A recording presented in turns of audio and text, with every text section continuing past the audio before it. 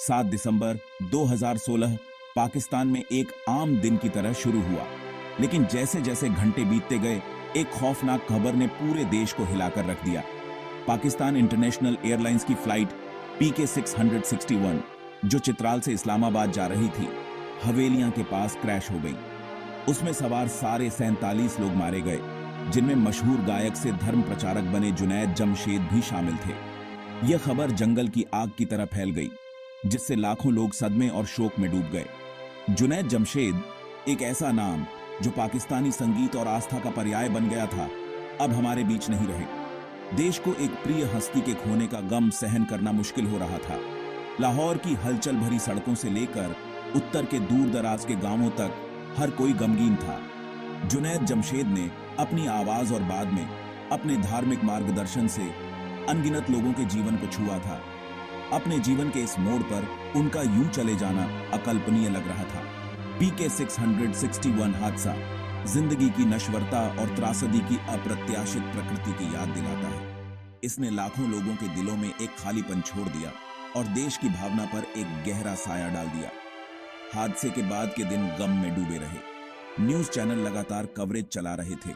जुनैद जमशेद के मशहूर गाने और प्रवचन बार बार दिखाए जा रहे थे। सोशल मीडिया दुख की अभिव्यक्ति का माध्यम बन गया। दुनिया के कोने कोने से श्रद्धांजलि अर्पित की जा रही थी। पूरा देश एक साथ शोक मना रहा था, एक सच्चे सितारे के खोने के गम में एकजुट था। जुनैद जमशेद का जीवन हालांकि दुखद रूप से छोटा था, लेकिन पाकिस्तान पर एक अमिट छाप छोड़ गया था।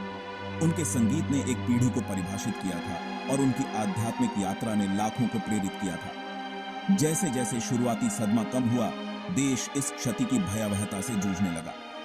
जुनैद जमशेद का जाना उम्र, सामाजिक स्थिति और यहां तक कि धार्मिक मान्यताओं की सीमाओं से परे था। वह राष्ट्रीय गौरव का प्रतीक थे, अक्सर विभाजित रहने वाले देश में एक एकीकृत शख्सियत।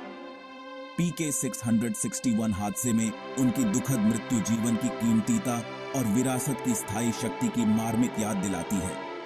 जुनैद जमशेद हालांकि अब हमारे बीच नहीं है, लेकिन प्रतिभा, आस्था और करुणा के प्रतीक के रूप में हमेशा याद किए जाएंगे। धार्मिक प्रवचन के लिए जाने जाने से बहुत पहले जुनैद जमशेद पाकिस्तानी पॉप संगीत के स्टार थे। उनका सफर 1980 के दशक के अंत में शुरू हुआ बैंड वाइटल साइंस के प्रमुख गायक के रूप में।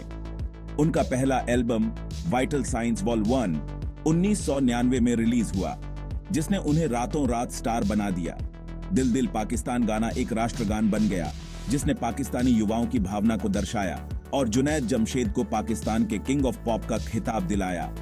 जुनैद जमशेद के नेतृत्व में वाइटल साइंस ने 1990 के दशक में पाकिस्तानी संगीत जगत पर राज किया। पॉप, रॉक और पारंपरिक पूर्वी प्रभावों के मिश्रण से उनका संगीत युवा पीढ़ी के दिलों को छू गया। एतबार, सनवली सलोनी और तुम मिल गए जैसे हिट गीत चार्ट पर छाए रहे, जिससे संगीत जगत में उनका स्टारडम और बाज गया। जुनैद जमशेद की आकर्षक स्टेज उपस्थिति और दमदार आवाज ने उन्हें एक ऐसी ताकत बना दिया जिसके आगे टिकना मुश्किल था। आकर्षक धुनों और ऊर्जावान प्रदर्शन के अलावा जुनैद जमशेद का संगीत आशा, प्यार और एकता का संदेश देता था। राजनीतिक और सामाजिक परिवर्तन के दौर में उनके गीतों ने लाखों लोगों को सांत्वना और पलायन प्रदान किया।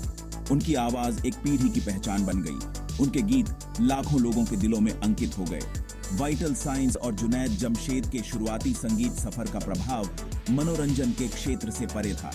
उनके संगीत ने पाकिस्तान के सांस्कृतिक परिदृश्य को आकार देने में मदद की, एक राष्ट्र की आकांक्षाओं और सपनों को आवाज दी। हालांकि जब जुनैद जमशेद संगीत की सफलता की ऊंचाइयों पर थे, तब भी उनके भीतर एक आध्यात्मिक जागृति हो रही थी।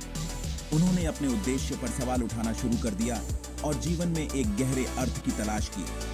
यह आंतरिक संघर्ष अंततः उन्हें स्टारडम की चकाचौंध से दूर ले गया और एक नए रास्ते पर ले गया, जो आस्था और भक्ति द्वारा निर्देशित था। यह परिवर्तन हालांकि उनके प्रशंसकों के लिए अप्रत्याशित था, लेकिन उनके जीवन का सबसे महत्वपूर्ण अध्याय बन गया।